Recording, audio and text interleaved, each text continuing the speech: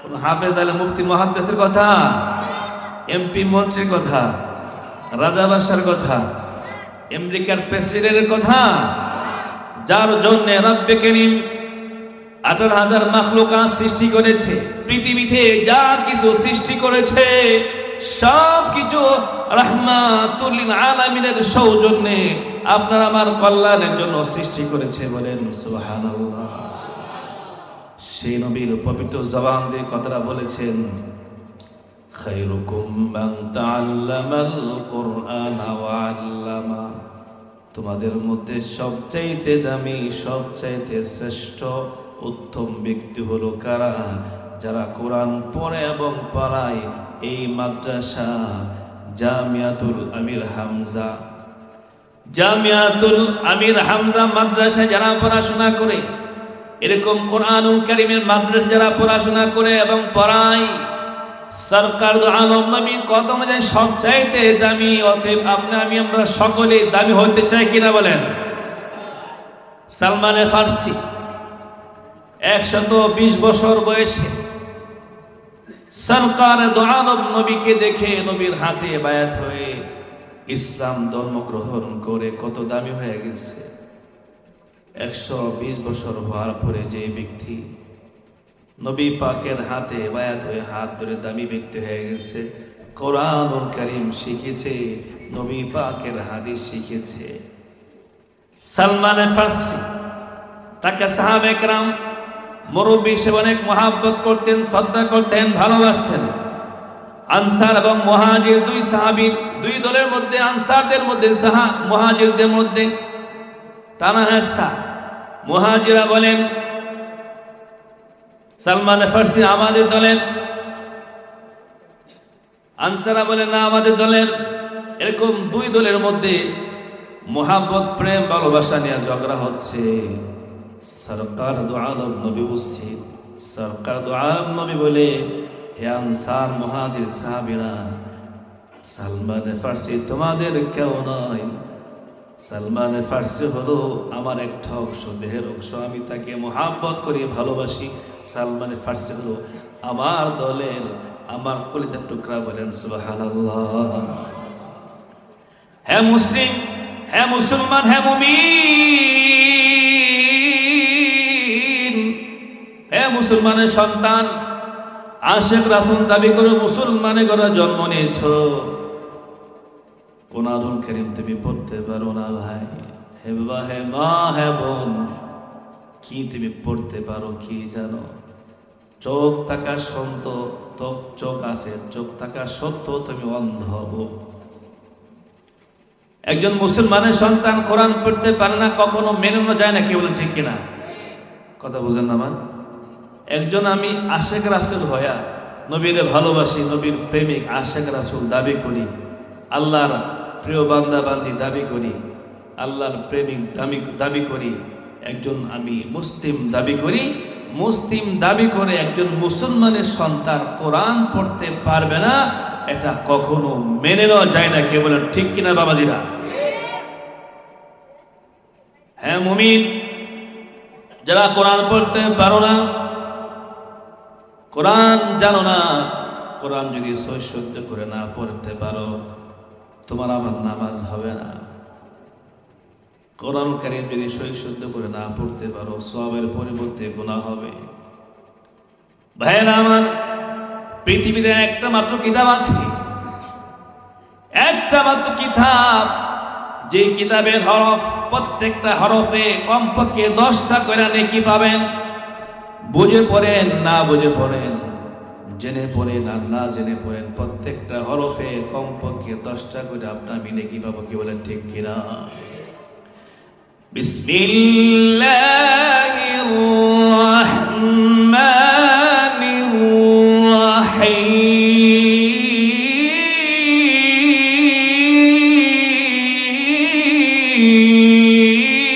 আল্লাহু আকবার। আলিফ লাম মিম।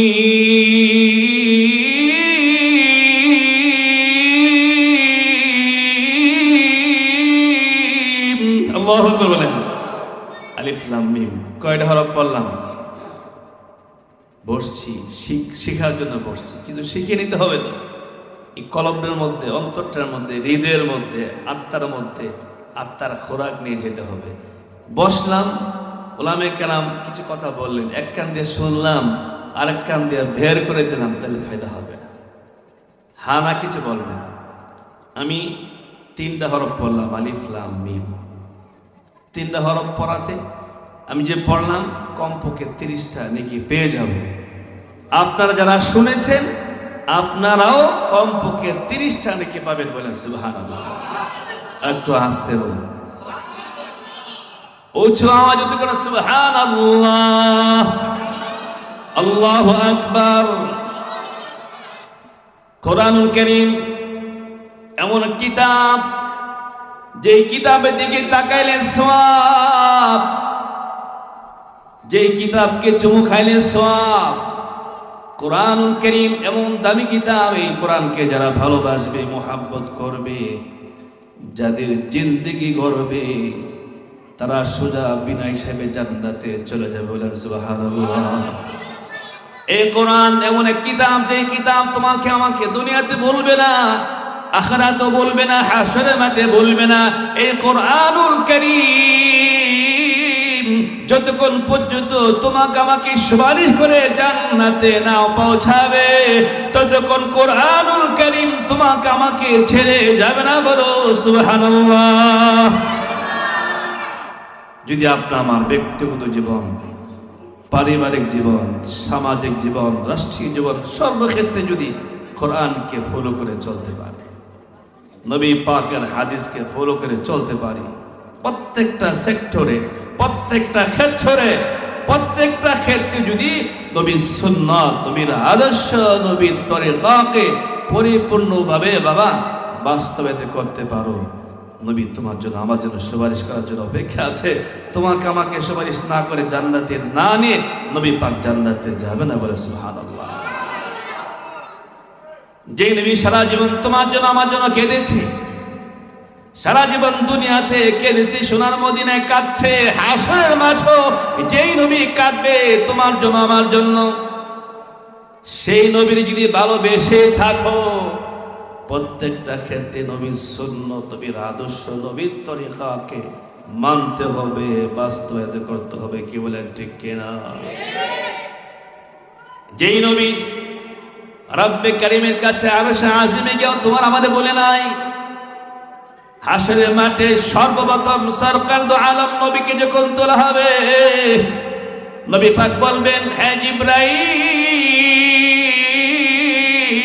বলো হিসাবের কাজ শুরু হয়ে গেছে কিনা, আমার গুনাহগার উম্মতগুলি জাহান্নামে চলে গেছে কিনা।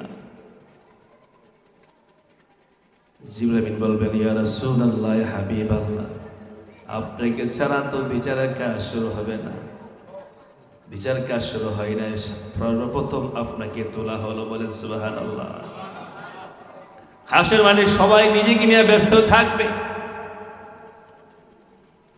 ইব্রাহিম আলাইহিস সালামের চোখের সামনে ইসমাইল থাকবে। ইব্রাহিম বলবে না, হে প্রভু, আমার চোখের সামনে আমার কলিজার টুকরা ইসমাইল। প্রত্যেক নবী রাসূল নিজেকে নিয়ে ব্যস্ত থাকবে। হাসর মাঠটা একটা কঠিন ভয়াবহ অবস্থা হবে, যে সময়টার মধ্যে কেউ কাউকে আপন বলে পরিচয় দিবে না। আদমের কাছে সবাই যাবে, আদম বলবে না, আমাদের সম্ভব না। রব্বে কারীম যখন বলবে, আনাল মালিকু আইনাল জাব্বারুন আইনাল মুতাকাব্বিরুন, হাসরের মাঠে রব্বে কারীম এত রাগান্বিত অবস্থায়, খুদ অবস্থায় থাকবে, কোন নবী রাসূল বলতে পারবে না, প্রভু বিচারের কাজ শুরু হয়ে যা। একমাত্র তোমার আমার প্রিয় নবী, শ্রেষ্ঠ নবী, সরকার দু আলম নবী বলবে সেজদায় পড়ে। রব্বে কারীমের কিছু প্রশংসা করবে, আমার প্রভু বলবে, হ্যাঁ মুহাম্মদ সাল্লাল্লাহু আলাইহি ওয়াসাল্লাম, দুস্থ হাবিব, সাজদা থেকে ওঠো, তুমি কি চাও, যা প্রার্থনা করবে, যা দরখাস্ত করবে, আমি তোমার এত ভালোবাসি, মোহাব্বত করি, আমি তোমাকে না দুনিয়াতে হাবিবুল্লাহ উপাধি দিয়েছিলাম, আজকে যা বলবে আমি সব কিছু মেনে নিব। বলেন সুবহানাল্লাহ। কোরআনের দাওয়াত দিতে গিয়ে, ইসলামের দাওয়াত দিতে গিয়ে, কোরআন প্রতিষ্ঠা করতে গিয়ে, ইসলাম প্রতিষ্ঠা করতে গিয়ে হাবিব তুমি রক্তাক্ত হয়েছো, দান মোবারক শহীদ করেছো, দুনিয়াতে অনেক কষ্ট করেছো। আজকে হাসের মাঠে তুমি যা বলবে আমি তোমার প্রভু, আমি তোমার মালিক, সব কিছু গ্রহণ করে নিব। বলেন সুবহানাল্লাহ।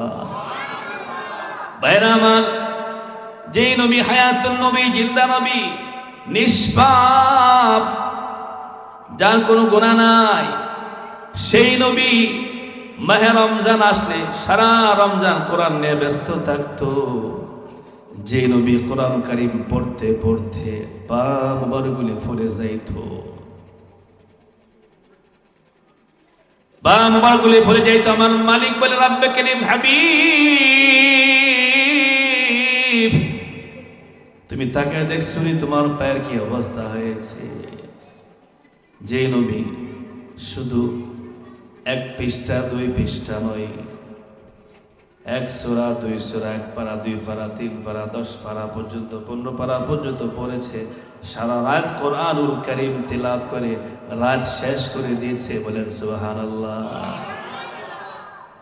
আমি আব্দুর রহমান মসজিদে গিয়ে যদি ইমাম সাহেবের ক্যারেক্টার একটু বড় হয়ে যায়, ইমাম সাহেব, হায় রে কত ধরনের ধমক, কত ধরনের চুলকানি। দুনিয়াতে সব জায়গায় যত ব্যস্ত থাকো সব কাটে, মসজিদে গেলে তখন ব্যস্ততা বেড়ে যায়।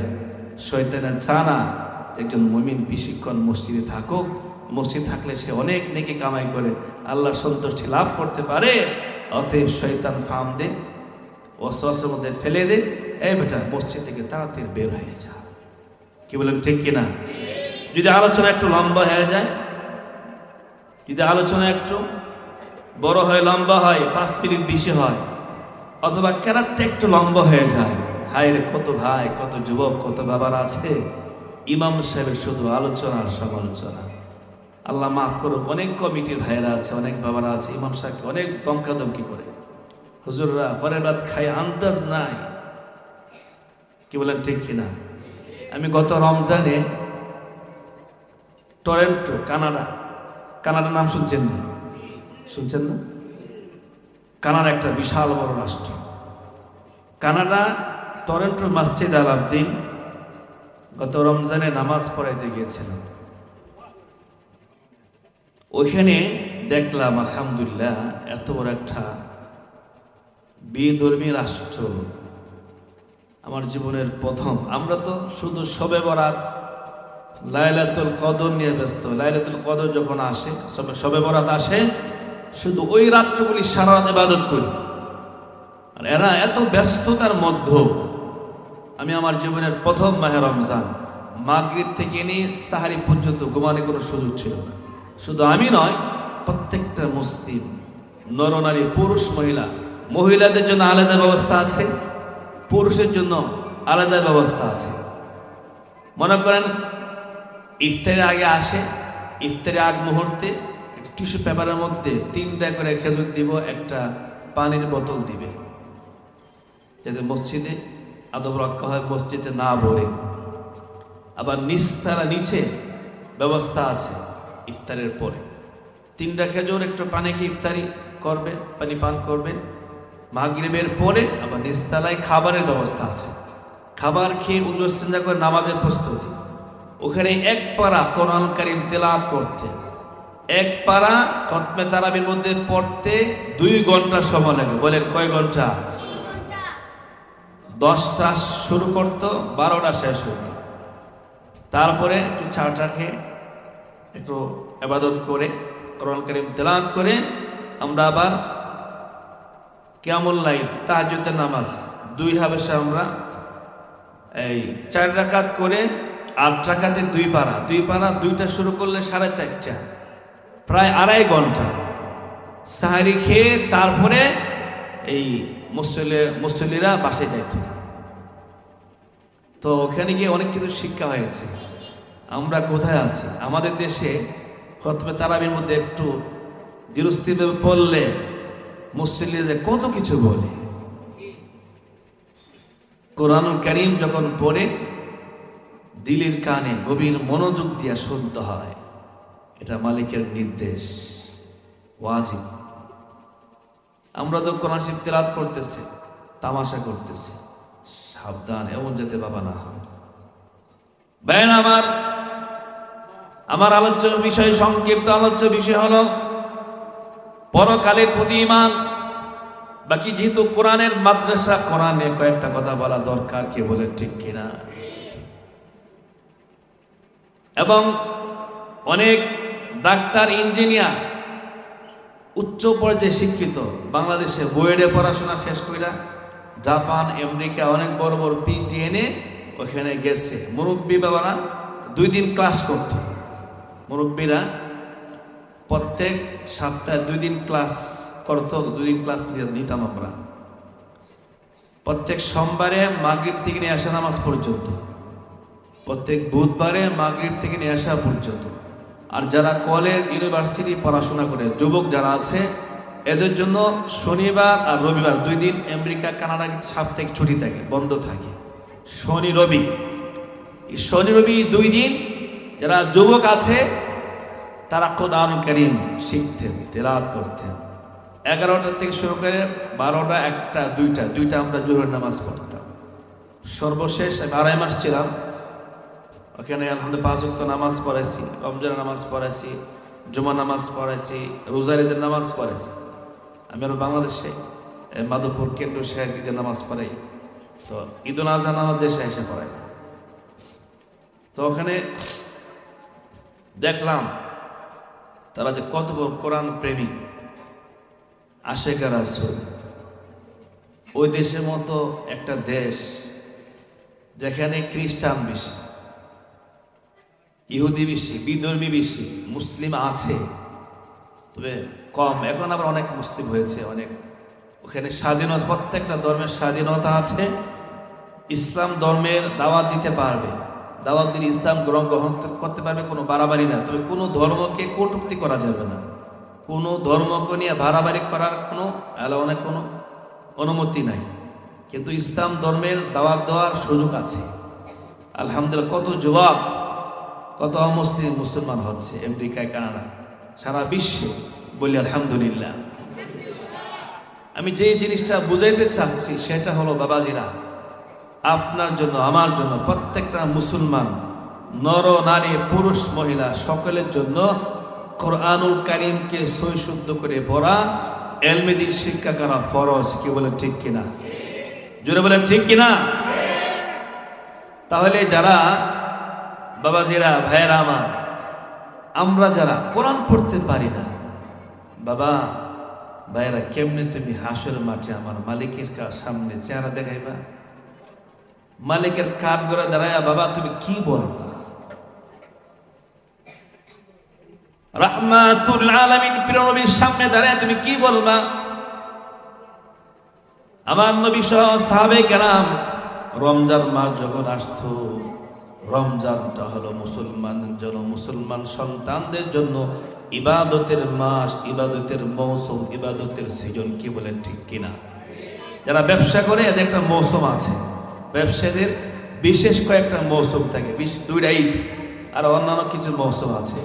আর মুসলমানদের জন্য, মুসলমান সন্তানদের জন্য, পুরুষ বলেন মহিলা বলেন, প্রত্যেক না মুসলমান নর নারী, পুরুষ মহিলা সকলের জন্য মাহে রমাদান হলো ইবাদতের মাস, ইবাদতের মৌসুম, ইবাদতের সৃজন। কি বলেন ঠিক কিনা? যত কঠিন কাজ আছে সব কাজগুলি থেকে ফারেক হতে হবে। এমন কাজ করা যাবে না যে কাজ করতে গিয়ে মাহে রমাদানের রোজা ভাঙতে হবে। কি বলেন ঠিক কিনা? ভাই আমার, প্রত্যেকটা নেক আমলের, কোন নেক কাজ করলে, কোন আমল করলে বিনিময় কি পাবো, নেকি কি পাবো, ধার্য করা আছে। কিন্তু মাহে রমজানের রোজা দুই ধরনের রিওয়ায়াত আসছে। একটা বলা হয়েছে মাহে রমজান যদি সাহের খাওয়ার পর থেকে ইফতারির আগ পর্যন্ত সকল প্রকার গুনাহ থেকে তুমি আমি মুক্ত থাকতে পারি, তাহলে এই রোজাটা পরিপূর্ণ হবে। রোজা রাখলাম, সিনেমা দেখলাম, বেগানার দিকে তাকাইলাম, মিথ্যা কথা বললাম, গীবত করলাম, শিকায়ত করলাম, ঝগড়া করলাম, পরের হক নষ্ট করলাম, অন্য মুমিনকে গালি দিলাম, তাহলে সেই রোজা পরিপূর্ণ হবে না, সেই রোজা ফারাসিরা হবে। এই রোজা তোমাকে আমাকে হাসরের মাঠে জাহান্নাম থেকে মুক্তি দিবে না। যদি রোজাটা পরিপূর্ণ করতে চাও তাহলে সকল প্রকার গুনাহ থেকে মুক্ত থাকতে হবে। একমাত্র রব্বে করিমকে রাজি খুশি করার জন্য রোজা রাখতে হবে। কে বলেন ঠিক কিনা? মাহে রমাদানের রোজার বিনিময়ে রব্বে করিম হাসরের মাঠে সরাসরি তিনি তিনার কোটিতে হাত দিয়ে দিবেন। অথবা রব্বে করিম বলবে, হে আমার বান্দা বান্দিরা, আমাকে না দেখে বিশ্বাস করে সাহরি খেয়েছো, কত খাবার চোখের সামনে আসছে, জাহান্নাম থেকে মুক্তি পাওয়ার জন্য, জান্নাত পাওয়ার জন্য আমাকে জীবনে কোনোদিন দেখো নাই, না দেখে সারাদিন উপাস থেকেছো, কত খাবার চোখের সামনে আসছে, খাবার তুমি খাও নাই, আমাকে রাজি খুশি করার জন্য রোজা রেখেছো, আমি রব্বে করিম সরাসরি রোজার বিনিময় হয়ে গেলাম। বলেন সুবহানাল্লাহ। যে আল্লাহকে পেয়েছে সব কিছু পেয়েছে, আল্লাহকে যে পাই নাই সে কোনো কিছু পাই নাই। বাবা যেটা কি বললাম ঠিক কিনা? আল্লাহকে পাইতে গেলে, আল্লাহকে পাওয়ার জন্য, রাহমাতুল লিল আলামিনকে পাওয়ার জন্য দুনিয়ার সব কিছু ছাড়তে পারো, রব্বে করিমকে ছাড়া যাইব না, রাহমাতুল লিল আলামিনকে ছাড়তে পারবে না। অনেক সাহাবে কেরাম ইসলাম ধর্ম গ্রহণ করেছে, বাড়ি ত্যাগ করেছে, মা ত্যাগ করেছে, বাবা ত্যাগ করেছে, অর্ধাঙ্গিনী স্ত্রীকে ত্যাগ করেছে, কলিজার টুকরার সন্তানকে ছেড়ে দিয়ে মক্কায় ছেড়ে মদিনায় হিজরত করে নবী পাকের মুহাব্বতে সব কিছু ছেড়ে সোনার মদিনায় চলে গেছে। বলেন সুবহানাল্লাহ। ঠিক কিনা বলেন? আর মদিনার সাহাবীরা কি করেছে? আল্লাহু আকবার। যার দুইটা স্ত্রী ছিল, মক্কা ছেড়ে মদিনায় হিজরত করেছে, একা গিয়েছে, কোনো কিছু নাই। যার দুইটা স্ত্রী ছিল, একজন স্ত্রীকে ছেড়ে ইদ্যুৎ পার হওয়ার পরে ওই সাহাবীর কাছে বিবাহ দিয়ে তাকে খুশি করেছে, তার হাজত পুরা করেছে। বলেন সুবহানাল্লাহ। দুইটা স্ত্রী ছিল, কত সাহাবায়ে কেরামের মধ্যে মিল মহব্বত প্রেম ভালোবাসা ছিল, তারা কত নুসরত করেছে, কত সাহায্য করেছে। যেই সাহাবী দুইটা বাড়ি ছিল, সে আমার ভাই মক্কা ছেড়ে মদিনায় আসছে, দুই বাড়ির থেকে এক বাড়ি আমি থাকি, এক বাড়ি মালিক বানায় দিলাম, দুইটা বাগান ছিল, আরেকটা বাগানের মালিক বানায় দিলাম। দুইটা স্ত্রী ছিল, একটা স্ত্রীকে ছেড়ে দিয়ে ইদ্যুৎ পার হওয়ার পরে ওই সাহাবীর কাছে বিবাহ দিয়ে দিলাম। বলেন সুবহানাল্লাহ। আপনার আমার চোখের সামনে কত ভাই না খায়া মরে, ইফতারের ব্যবস্থা নাই, সাহারি খাওয়ার কোনো ব্যবস্থা নাই। আপনি আমি কত আইটেমের ইফতার করি, কিন্তু আপনার মতো আমার মতো কত মুসলিম ভাই বোনেরা আছে, তাদের চোখের সামনে কোনো ভালো খাবার নাই, খাবারের কোনো ব্যবস্থা নাই। সন্তানকে নিয়ে একটু ইফতারি করবে, ঈদের একটু মার্কেট করবে, এরকম তৌফিক বহুত ভাইয়েরা আছে যাদের নেই, অনেক মা আছে, অনেক বাবা আছে যাদের নেই। কে বলেন ঠিক কিনা? ভাইয়েরা আমার, এই যে ফিলিস্তিনকে আমরা মহাব্বত করি, ভালোবাসি। মুসলমানদের প্রথম কিবলা হলো ফিলিস্তিন, বাইতুল মুকাদ্দাস। কে বলেন ঠিক কিনা? মসজিদে হারাম, সৌদি আরব, কাবা শরীফকে আমরা ভালোবাসি, মহাব্বত করি। মসজিদে নববী, মদিনা শরীফকে আমরা মহাব্বত করি, ভালোবাসি। মুসলমানদের প্রথম কিবলা বাইতুল মুকাদ্দাসকে আমরা ভালোবাসি, মহাব্বত করি। যে ফিলিস্তিনের মধ্যে হাজার হাজার নবী রাসূলরা শুয়ে আছে, হাজার হাজার সাহাবে কেরাম শুয়ে আছে, সেই ফিলিস্তিনে কত মা না খেয়ে মরতেছে, কত বাবা না খেয়ে মরতেছে, কত শিশু না খেয়ে মরতেছে। 7 থেকে 8 লক্ষ শিশু ঘুম থেকে উঠে তার মাকে বিশ্রাম পায় না, বাবাকে পায় না, পানির কোনো ব্যবস্থা নাই, খাবারের কোনো ব্যবস্থা নাই, বাসস্থানের কোনো ব্যবস্থা নাই। সেই দিন তোমার মধ্যে আমার মধ্যে আসতে পারে। কি বলেন ঠিক কিনা? যদি আমি মুসলিম হয়ে থাকি, আশেক রাসূল হয়ে থাকি, খাঁটি মুমিন হয়ে থাকি, আপনার আমার কর্তব্য, ইমানি দায়িত্ব ছিল সরাসরি ব্যবস্থা থাকলে তাদের হয়ে, তাদের পক্ষে, মুসলিমদের পক্ষে, ফিলিস্তিনের মা বোনদের পক্ষে, মুসলিমদের পক্ষে, মুজাহিদের পক্ষে হয়ে যুদ্ধ করার দরকার ছিল। যেহেতু যাওয়ার কোনো ব্যবস্থা নাই, সম্ভব হলে তাদেরকে সার্বিক সহযোগিতা করা, সাহায্য করার ব্যবস্থা থাকলে, আর না থাকলে কমপক্ষে নামাজ, 5 ওয়াক্ত নামাজ পড়ে, তাহাজ্জুদ পড়ে তাদের জন্য চোখের পানি ফেলে দোয়া করা দরকার। কি বলেন ঠিক কিনা? এখন আসেন, এই যে কোরআনের মাদ্রাসা, এই কোরআন এত দামি, কোরআনকে যারা ভালোবাসবে, মুহাব্বত করবে, একজন হাফেজে কোরআন, আপনার সন্তানকে হাফেজে কোরআন বানান। বাবারা মন দিয়ে একটু শুনেন, একজন সন্তানকে হাফেজে কোরআন বানান, আলিমে দ্বীন বানান, আপনার একটা মেয়েকে হাফেজা বানান, আলেমা বানান। এই সন্তান দুনিয়া তো আপনার কাজে আসবে, পরকালে আখিরাতেও কাজে আসবে। এই সন্তান উঠলে আপনি জাহান্নাম থেকে মুক্তি পেয়ে যেতে পারে। কই বলেন ঠিক কিনা? একজন হাফেজ কোরআন, আলেম দ্বীন আপনাকে ঘর থেকে বের করে দিবে না, আপনার সাথে বেয়াদবি করবে না, আপনাকে মা বলে পরিচয় দিতে লজ্জা বোধ করবে না, আপনাকে বাবা বলে পরিচয় দিতে লজ্জা বোধ করবে না। মাফ করবেন, কেউ রাগ করবে না, মনে কোনো কষ্ট নেবেন না। অনেক উচ্চ শিক্ষায় শিক্ষিত হয়েছে, অনেক পিএইচডি বিভিন্ন দেশ থেকে এনেছে, কিন্তু মার খেদমত করে না, বাবার খেদমত করে না। মা কোনো কিছু চাইলে নাই, বাবা কোনো কিছু চাইলে নাই, স্ত্রী চাইলে, শ্বশুর শাশুড়ি চাইলে সব কিছু রেডি। কি বলেন ঠিক কিনা? বেশিরভাগ উচ্চ পর্যায়ে যারা শিক্ষিত, এদের মা বাবাই বৃদ্ধাশ্রমের স্থান হয়। কি বলেন ঠিক কিনা? একজন হাফেজ কোরআন, আলিমে দ্বীন, একজন হাফেজা আলেমা তার মাকে বাবাকে ঘর থেকে বের করে দিয়েছে, মার সাথে বাবার সাথে বেয়াদবি করেছে, মার উপরে হাত তুলেছে, বাবার উপরে হাত তুলেছে। আমার জানা মতে এমন ইতিহাসটা জানেন, আপনারা জানেন কিনা? হ্যাঁ মুসলিম, হ্যাঁ ভাইরা আমার, আপনার সন্তানকে যদি আপনি কোরআন শিক্ষা না দেন, আপনার সন্তানকে যদি আপনি নবী পাকের হাদিস শিক্ষা না দেন, দ্বীনি শিক্ষায় শিক্ষিত না করেন, এই সন্তান হাসরের মাঠে আপনার আমার বিরুদ্ধে রব্বে কারিমের কাছে কেস দায়ের করবে, অভিযোগ করবে। কি বলেন ঠিক কিনা? আল্লাহ আমার আব্বা আম্মা কোরআন পড়তে বলে নাই, কোরআন শিক্ষা দেয় নাই, নামাজ শিক্ষা দেয় নাই, হজ শিক্ষা দেয় নাই, যাকাত শিক্ষা দেয় নাই, সুদ থেকে, হারাম থেকে, ঘুষ থেকে বাঁচার কথা বলে নাই, মাহে রমজানে রোজা রাখার কথা বলে নাই। যদি আজকে আমাকে জাহান্নামে যেতে হয়, আমার মাকে বাবাকে আনো, তাদের বুকে পাড়া দিয়া জাহান্নামে যেতে চাই। বলেন নাউজুবিল্লাহ। হ্যাঁ ভাইরা, হ্যাঁ বাবা, হ্যাঁ মা, হ্যাঁ বোন,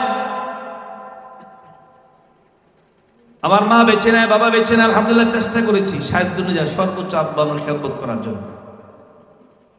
একটা কথা মনে রাখবেন বাবারা, যুবক ভাইয়ারা, আমি দুইটা কথাই সব জায়গায় বলি, আজকেও বলে যাই, অনেক প্রোগ্রামে বলে থাকি, যে সন্তান সুসন্তান হবে।